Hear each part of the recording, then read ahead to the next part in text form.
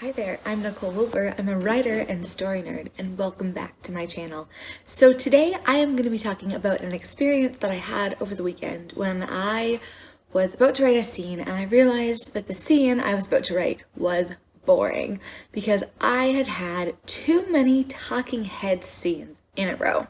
Talking heads being, one character standing here and the other one's there, and maybe they're in the living room and they're just there talking.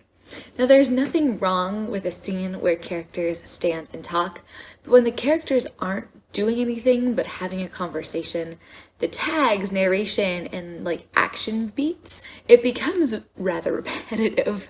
So I realized this the other day when I was writing a very important scene in a romantic relationship, and for about a day I knew exactly what had to happen in the scene, but I had the words, where are they, on this page? So I pulled up my good old map of Toronto in the 1830s and looked around. There's the market, the windmill, the square, and then there was something called Cooper's Wharf, which is like a dock, basically. And suddenly, as soon as I saw the wharf, the wheels were turning in my head. Could they go on a ship? Did they dip their feet in the water? And then what if someone fell in the water? What if they were pushed in the water? And I immediately saw how I could escalate the tension in my scene, not just by what the characters were saying, but what they were doing in this setting. And even kind of how I could use action and symbolism to create the real climax of the scene, rather than it just being talking. So obviously, even better is when the relationship-y moments are done during some sort of plot action, right? That's why we often see people talking to each other as we run, or pausing mid-car chase to confess their feelings and have their lovers kiss. But that can't be true for all relationship-y or character-y scenes, primarily because a lot of the time the relationship-y or character-y scenes are used because the reader needs a break from all of the action, and the character dev scene is the way to do that. However, if you have a lot of these character dev scenes, they can start to feel very repetitive if people are just standing around talking. Another example I was thinking about was The Hunger Games, where the opening scene is with Katniss and Gale hunting, and they're hunting as they talk about the Hunger Games and what things are. And that scene gives you a lot of setting, right? A lot of setting, a lot of characterization. It would have been so boring if that scene was done with them just standing there, but because they're hunting and moving around and everything is in context, it's so much more interesting. Then later, just a little bit later, you have Katniss's goodbye scenes with family and friends, and there it is just a talking head scenes, but they create tension by putting a time limit on it and having guards talking and having there not being enough time to really say goodbye, and so that keeps those scenes moving even though they're short and it's just really talking heads or people talking to each other. So these are some questions that, through sort of thinking through this, that I have learned to ask myself in order to make my scenes more interesting. So the first one is, if this is or is shaping up to be a talking head scenes, how could I give the characters something to do while they're talking?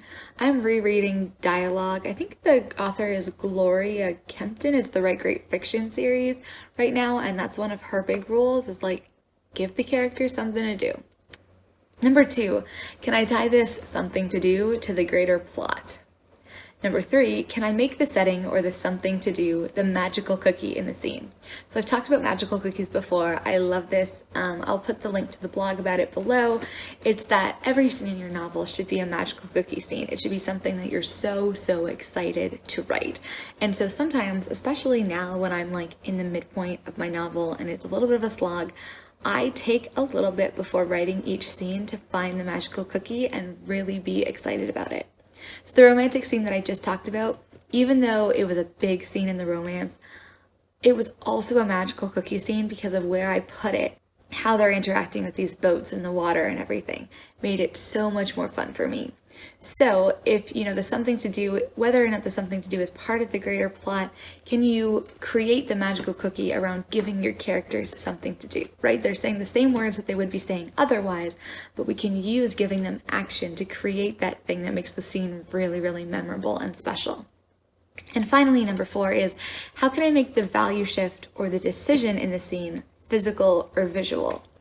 And so sometimes it can be really easy. It can be the two characters, kiss, yay, that's an action, maybe a way of saying yes. But think of in the Titanic, her dropping the necklace off the side of the ship, right? And even if that was in a book form where we couldn't hear her narration, think how much more interesting it is when someone throws something overboard versus just like it being in their head, basically. And if you can tie the action to the character's decision in that scene, then you have some really cool symbolism and also something that's more engaging visually and physically. Anyways, that's what I learned writing this romantic-y big scene that's at the midpoint of my novel. So yay, so much fun. Thank you so much for watching. If you like this video, please give it a big thumbs up. It really helps me. If you're not subscribed, think about doing that. And I will see you next time.